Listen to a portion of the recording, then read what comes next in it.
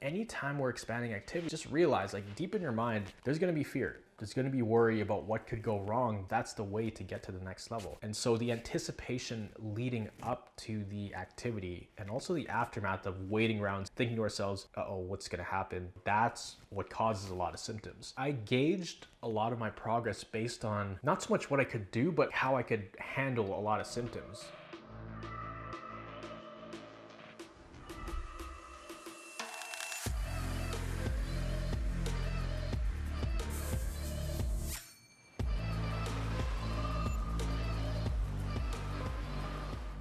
Hey guys, how's it going? Miguel here from CFS Recovery. In this video, I'm going to be talking about the mentality of expanding activity. This is a topic I get asked about a lot, probably one of the most asked questions, whether it's on YouTube, Instagram, any of my other platforms, or even in the Recovery Jumpstart program. This becomes, a tricky area because there is no black and white of how much you should expand, how much you should pull back. Like, I can't give you an exact formula.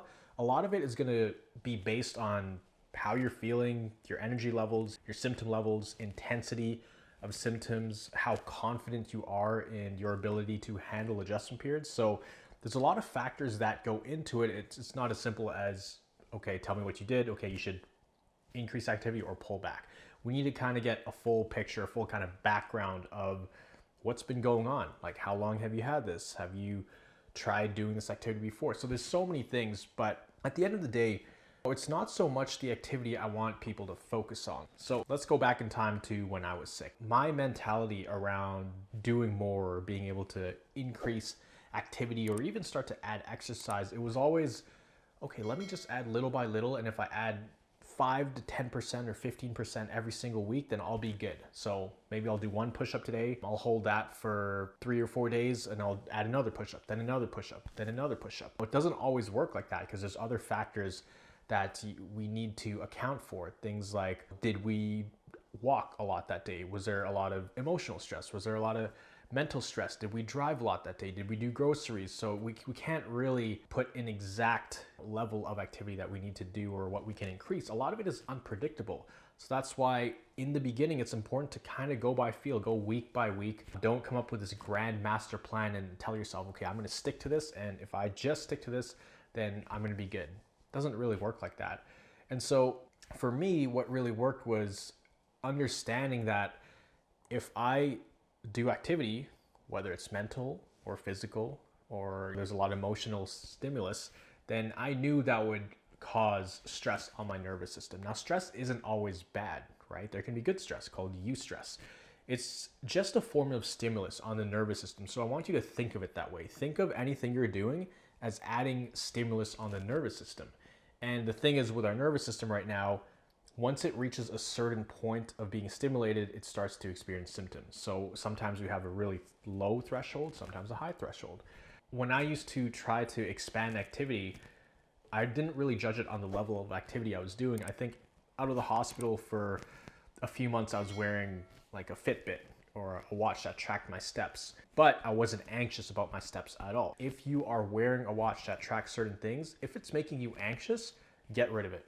Completely get rid of it, because it's doing more harm than good. It's doing more damage than actually progressing you, and it's holding you back, because every time you look at it, you see yourself as closer to that limit, when really it's more so just a guideline. So I started to increase activity, but I gauged a lot of my progress based on not so much what I could do, but how I could handle a lot of symptoms. Because at the end of the day, that's the key to recovery. So anytime we're trying to expand activity, even for me, there were so many times where I was really nervous about it. I was kind of scared to do it. And it's really interesting because when it comes to expanding activity, usually the actual activity isn't so bad. It's the lead up to it. So leading up to the activity, our anxiety is climbing and climbing as we get closer to that date. Say you're gonna go take an airplane somewhere. Say you're gonna go to a wedding. Say you have this social event that you need to go to, or maybe it's a neurologist appointment or a specialist appointment, right? So the days leading up to that, at least in my situation, I was very, very nervous, and I would get more and more nervous as the day approached. However, when the day came, I felt strangely normal. When I was in the car going there, obviously there were some symptoms here and there, but it was a lot better than I thought it would be. And so leading up to it, I was very anxious. During it, I was okay, surprisingly. And then after, Once I got home and I lay in my bed, that's when all the symptoms hit me.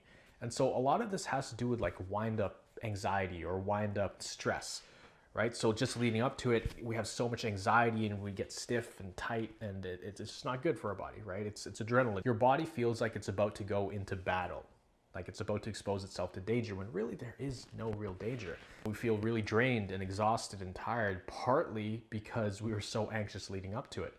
So anytime we're trying to expand activity or we have an event coming up that's way outside of our comfort zone, here's an analogy I want you to think about. It's kind of like diving off a diving board, right? And not just any diving board. You know how you go to pools, there's like the child diving board, then there's like the medium tier diving board, and then there's like the beast diving board, which is all the way up there. It's the highest one. And if you ever gone off the top diving board, maybe you were a kid, maybe it was a long time ago, maybe it was recent, I don't know how old you are. When you're standing at the top there, you get butterflies, you're nervous, and when you look down, you're like, holy crap, I don't think I can do this. That's what it's kind of like when we are trying to expand activity. It's not something that you can just think through. You actually have to do the action of the activity, and that's a way to start to gain confidence. So just like with the diving board, at first, I'm sure it was very, very scary, but as soon as you jumped in, realized that it didn't kill you, you felt a lot better. Then you came out of the water, you're like, okay, let's try it again. So you go up again, and let's say you go to the diving board the second time. It's not like all the fear is gone. When you're up there, you still have the butterflies. You're still looking down and you're like, oh crap, like I'm pretty freaked out, but I've done this before and I was okay. So it turns into this thing that it's manageable. It doesn't seem impossible and you don't have that level of fear. And the more you do it, hold on guys, this is a 10-second reminder. Make sure to hit that like button. Make sure you hit that subscribe button. It really helps the channel grow and get this information out to more people. So if you have gotten value out of this channel, if you find this video helpful so far, make sure to hit that like button. Back to the video. The more you do it, the more accustomed your brain is to it, the more accustomed your fear levels are to it. So you don't get as fearful, you don't get as many butterflies. It's the same thing with any kind of new activity. So for example, when I went to go hike in Hawaii with my family, my mom and brother, I did not want to go up the mountain with them. I thought my body was gonna completely crash and I just wasn't ready for it. At the time, I was doing maybe 4,000 to 5,000 steps a day on my tracker. I could walk in malls, I could drive around, I could walk my dog, and I was okay. I just felt some burning sensations, but I definitely didn't think I was ready to go up the mountain. What happened was I had zero intention of going up the mountain, but my mom she was like, okay, you can wait in the car. First of all, I didn't even want to wake up to go to the hike. I was somehow convinced to just wait in the car. So I was like, okay, I'll wait in the car. So they take off and I can't find the key. And I didn't realize that they actually took the key with them. So I went to go chase them, at least like walk behind them and try to catch up to get the key. And this is at like 5 in the morning, right? So we wanted to watch a sunrise. And so I'm chasing them, as in like speed walking, and I can't reach them. As I got further and further, I figured, okay, I'm just gonna continue walking. Let me go for 5 minutes. Then I went for 10 minutes, 20 minutes, 30 minutes, an hour. Next thing you know, I'm at the top of the mountain, and it wasn't some crazy hike. It was a slow incline. But that's when I realized a lot of my fears were holding me back from expanding activity. That my brain was way more capable than I thought it was. And the anticipation of doing activities was way worse than actually doing them. So I'm not saying go for a hike right now. I'm not saying try going for a jog or increase your activity through the roof, because at certain points in my recovery, there's no way I could have done that. You can't just go from, for example, sitting on a couch and being housebound to walking up a mountain, right? Obviously, that's not a good idea. But maybe you can go from your house to walking outside, to walking 20 meters away, 50 meters away, 100 meters away. There's actually a lady in Recovery Jumpstart, very interesting story. She had long COVID on top of the CFS and a lung infection. She's been sick with this for, quite a few years. But within 6 to 7 weeks, she was able to go from being afraid of just going outside to get fresh air to leaving her house to being able to walk 400 meters the other day. That's a full time around like an Olympic sized track, which is a lot. Now, she didn't just go from being in her house to walking 400 meters. We had to chunk it down. But the only thing that changed was the mind shift we had around activity. Introduce it slowly, understand that the adjustment period is just your body being hyperstimulated, because the body will do what the body was trained to do, will protect you. So anytime we're expanding activity, just realize, like, deep in your mind, there's gonna be fear. There's going to be worry about what could go wrong, but a lot of times we just have to do it anyways. That's the way to get to the next level. And so the anticipation leading up to the activity and also the aftermath of waiting around saying, like, thinking to ourselves, uh-oh, what's going to happen? That's what causes a lot of symptoms. There is also the physical part of it that causes symptoms, but for the most part, what causes the most symptoms is how we respond to the symptoms. And typically, what puts us in an adjustment period is not what keeps us in an adjustment period. It's very important to note that. So, for example, maybe you go for a walk and you trigger a bunch of symptoms, right? After you walk, the walking's done, right? You go home, you rest 2, 3, 4 days later, maybe you're feeling symptoms. What's gonna prolong that adjustment period is not anything physical. It's the mental aspect of it. It's any kind of negative emotions around that adjustment period towards your body. That's actually going to prolong the symptoms.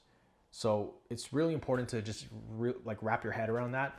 What causes adjustment periods is typically not what keeps people stuck in adjustment periods. So having a negative mindset or negative attitude or negative emotions around an adjustment period, that could be the difference maker from having an adjustment period for 1 or 2 days to a full week, in some cases 2 weeks, right? That's exponential. So that's how much the mind plays a role in a lot of this. And I'm not saying this is all in your mind, don't get me wrong. But what I am saying is that it's much more than just physically doing a little bit more, right? There's a whole other aspect we got to work on. We got to do a little bit more physically, but also work on the mental side of things. Cool the emotions, make sure we're not panicking or worrying or being fearful of every symptom that we get. If we can kind of cool those primal instincts down, we're going to be a lot better off. And this whole journey is going to go a lot faster. And I know it's very hard in the moment, which is why a program like Recovery Jumpstart is so good and works so well and helps people just expedite their progress. Is as long as they're attending the calls and they have adjustment periods, we can just reassure them, get them back on track for their specific situation. Like what do they do next? What are some guidelines that they could do next? Can they jump back into it now, or should they wait a few days? How should they adjust? So that's where a program like Recovery Jumpstart really comes in, is just to provide that extra reassurance and let you know that, like, as you're in an adjustment period, you're good. It's okay. We're right here with you. I've been there before. You're going through it with other people, so you don't feel like you're the only one in the trenches, right? And at different times, people go in adjustment periods, come out of adjustment periods, but everybody's helping each other out. So that's all I wanted to share today. Just be mindful of when you do activities, the lead up, building up to the activity typically is very draining and very stressful and can cause a lot of negative emotions. And that is actually what makes the activity feel way worse than it really is. So just keep that in mind. If you got some value out of this video, make sure you hit that like button and hit the subscribe button. It helps this channel grow. If you are interested in getting some extra help so that you have some support during adjustment periods, or you needed kind of like a recovery roadmap to help expedite your progress, then you can apply to Recovery Jumpstart. There's limited spots available. The link is down in the description. Remember, you are just one mind shift away from living a life with thriving health. I'll see you in the next video.